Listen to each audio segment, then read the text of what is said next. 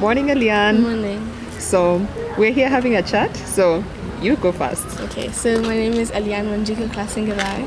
I'm 13 years old. I'm Africa's youngest climate finance and biodiversity champion and Africa's youngest climate change ambassador. I am also the youngest Paul Harris Fellow awarded from the Rotary, and I'm also the youngest founder and CEO of a registered company. That company is called Children with Nature. And yeah. Okay. And my name is Githae. Yes. I'm Africa Director for Malaria No More UK, and we are really excited to be partnering with you for you to advocate with us on issues of climate change and malaria and the broader questions around health. So I'm going to ask you a few questions, and then you ask me a few questions, and we can have some interesting conversations this morning.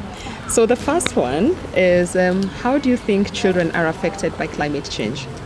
Children are affected by climate change in many different ways. For example, in Kajiado County, girls go through FGM, and FGM happens in Kajiado County when drought happens. And the reason why FGM is mainly caused is because cattle die. And the reason why cattle die is because there's not enough rainfall, so the herbs and everything, like what they eat, like grass for example, is like the ground is dry, really dry, so they can't eat from the ground. So the cows die because of malnutrition. They don't have enough nutrients in their body to produce more cattle and stuff like that. And then when a cattle dies, like one cow or two, however many cows died, a girl has to be two or more girls have to be sold, so depending on the cattle. So the amount of cattle that die is the amount of girls that are sold. So before the girls get sold in Kajiado County, they have to go through a process called FGM, and FGM is female genital mutilation, and this can really affect one girl's health really badly, because, for example, she can have excessive bleeding, which is, I think, anemia. That's really bad because you're losing too much blood than you're meant to. And also sometimes they can get HIV, sometimes they can get AIDS because I don't know if they're not clean. Sometimes they clean the blades that they use to cut. And this happens like in a village, it doesn't happen in a hospital. So there's more diseases prone to come to the girl. So this is why, this is one example of why children are affected by climate change. Yeah. All right. And so do you have any thoughts around the legislation around the environment? Do you have any understanding? Do you have any thoughts around environmental legislation? Yes, I do. My understanding is that children are not actually being involved in the legislation. For example, when I went to the RMF Strategic Plan 2023-2030, I found out that there were not. RMF said that there were not enough children involved in the environmental legislation. So we need more children inclusivity in these legislations, and in the summits that happen, for example, in the Africa Climate Summit. And this is why I was holding this Children Climate Summit, because it's really important, and it's the first ever child-led. So children have a lot of power, not just for tomorrow, but for today, because tomorrow might never come, but today is always here. So yeah, so that was going to be my next meeting. Why did you, because you planned this meeting and you're leading the execution in collaboration with other children, why was it important for you to have a children's summit ahead of the Africa Climate Action Summit? I think it's really important because it shows that children have a lot of power, especially in these summits that we can be doing. For example, the reason why I held this summit is because I wanted to show the African leaders that the African children from the Global South, like people from the Global South, children especially, actually have the power to change what they want and to make a change for what they want. So I held this summit because I wanted people to realize that children should not be taken as a joke. And us children have a lot of power, and you should be included in more summits. So yeah. And my last question for you before you ask me some questions is, what impact do you think children will have, or children have, in tackling climate change? Because you're an activist, you're a champion, you've been doing a lot of work. So what is some of the impact you've seen so far from the work that you've been doing? I haven't seen much impact so far, because we keep on having these conferences and summits and COP28, and nothing pretty much changes. Because COP28 just happens in different countries, different places.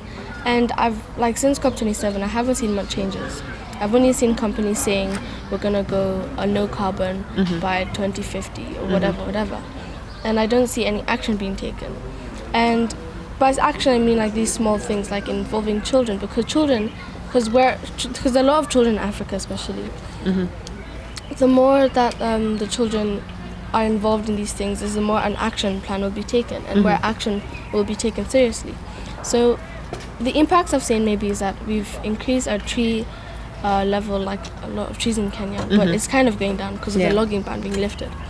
So I haven't seen much impacts because it just keeps on rising. The impacts are going big and then they just go small. Yeah, but children have a role to play in terms of just putting attention on the issues. Yeah. I'm going to ask you now, what is the intersection between climate change and health? Yeah. So thanks, Ellyanne, for that question. As you mentioned, climate change is resulting in changes in how the environment is reacting and how things are. So we're seeing more incidents of flooding, we're seeing more incidents of droughts and fires as a result of the droughts. We now know that El Nino is anticipated in our country in the coming weeks. So all of this has an impact on human health. One of the things that is really significant is you start to see flooding that results in water pooling in places where the water is not moving. You have stagnant water that causes things like cholera. You have waterborne diseases like bilharzia and things like that. But also you then start to see the breeding of mosquitoes. So when you have the breeding of mosquitoes, what that results in is then you have incidents of malaria increasing, right? So there's a huge connection. If we're not able to grow food, for instance, human health is affected, because if you have very dry seasons or you have flooding, then you're not able to have food production. If you have poor nutrition, that has an impact on health. You rightly noted questions of FGM that are a direct result of climate change. So all these things are connected. The climate change is connected to human health, and we see that all around. So unfortunately, this is something that is quite serious and has to be taken into account across the board, because there's that direct connection across the board. Thank you very much. Yeah. So my second question is, what is the role of children in malaria? Yeah. So as I mentioned, unfortunately, malaria impacts children the most, because the number of children that are affected by malaria that are below the age of 5 is quite high. One of the things that is challenging is that the bulk of malaria actually is on the African continent. More than 90% of malaria is in the African continent. So we've got to pay attention. And because it disproportionately affects children, we have to pay attention. So what needs to happen is that we've got to make sure that families and children understand how malaria is transmitted, so through a mosquito bite, which means that if children understand that they will not be taking for granted mosquitoes when they see them. They'll be having conversations in their families. They're going to be telling their parents, we need to get a mosquito net, we need to clear the bushes, we need to if they're having a fever, they're feeling unwell, they let their parents know they're feeling unwell so that they can go to a hospital, get checked if they have malaria, and then get the treatment. So children do play a role, because unfortunately they're the ones that are most impacted by this disease, and whereas parents are the ones who are responsible for taking them to a hospital and making sure that we prevent these situations that will cause malaria, there also has to be that awareness. And that's why I'm excited that we're having this conversation and that you're one of the champions for addressing malaria issues. Okay. Yeah. Thank you. Yeah. And my last question is, what advice would you give to the children? So I think coming off the back of this summit, I'm really proud of you and all the children that have participated, because it tells us that you want to be part of the conversations and you want to be part of the solutions.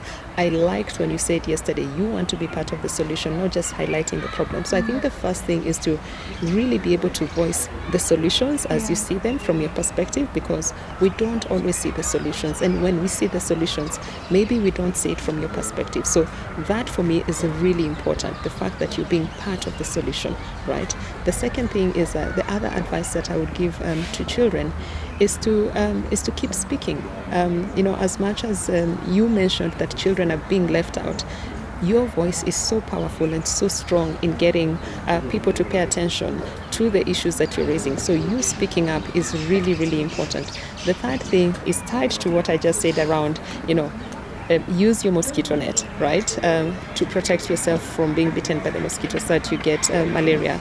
Also, if you're feeling unwell, make sure that you tell your parents or your caregiver, your guardian, so that they take you to a hospital for you to get treated. And then when you get the treatment, make sure you take your medication, because I know how sometimes children will say, oh, that medicine is so yucky, I don't want to take it. Yeah. But it's important to take it so that then you get cured if you have malaria. So it's really important that children also are taking part in their own well-being, and exactly what you're doing is what children need to be doing. So I'm really proud of you, and keep doing what you're doing. Thank you. Thank you. Thank you very much, Ms. Rota.